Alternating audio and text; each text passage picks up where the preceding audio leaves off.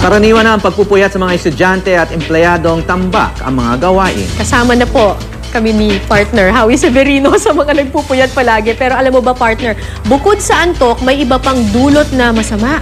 Yung kawalan ng tulog sa ating katawan. Ayon po yan sa isang sleep specialist. Alamin yan sa News to Go ni Tina Panganiban Perez. Third-year interior design student si Jai sa University of the Philippines. Sa dami ng assignment na kailangan niyang gawin at sa aga ng kanyang klase, maswerte na raw siya kung maka-4 na oras siya ng tulog sa isang araw. When I get 4 hours of sleep, for me, okay na po yun. Whenever I do a plate po or a homework, I try to nap for sometimes an hour or 30 minutes. Sanay na nga raw siyang labanan ng antok. I used to take energy drinks, pero I got hospitalized po because of it. Nagka-wounds ako sa intestines. And then, like now, I take coffee or I take snacks to keep me awake. Ang madalas na pagpupuyat, nakakasama raw sa kanya. Antok ako in class. Tapos, may times na nag-fly po yung mind ko to, like, I can't concentrate that long. Ayon sa isang sleep specialist, ang mga nangyayari kay Jai, karaniwang epekto ng pagpupuyat. Antukin ka kinabukasan. Na apektuhan yung concentration mo, kasi hindi ka pa makapag-isip ng mabilis dahil inaantok ka. Sometimes even yung temper, nagiging mainitin yung ulo during the day. And of course, kapag may ginagawa ka, medyo mas sluggish ka, mas mabagal ka than your usual well-being.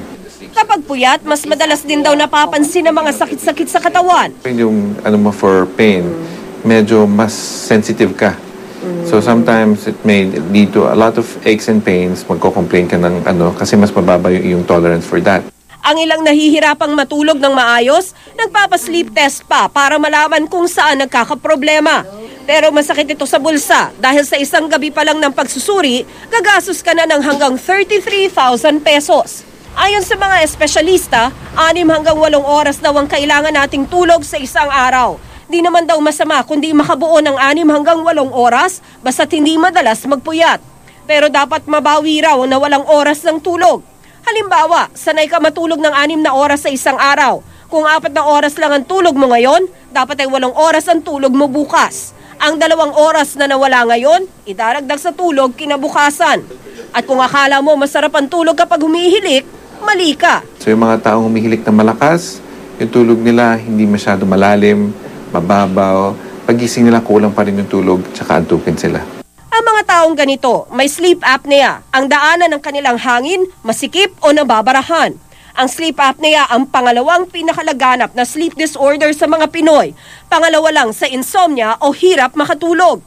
Pero may sakit ka man o wala, para makatulog na mahimbing, siguraduhin gumising ng parehong oras kada umaga, kahit pa wala kang pasok, para maayos ang iyong body clock. Gawing madilim, tahimik at malamig ang kwarto. Humiga lang sa kama kapag inaantok na. Huwag sanayang manood ng TV, gumamit ng gadgets o gawing tambayan ng kama. At huwag mag-check ng relo dahil mas nakaka-stress kapag nakikita mong gumagalaw ang oras habang di ka pa makatulog. Tina Panganiban Perez, GMA News.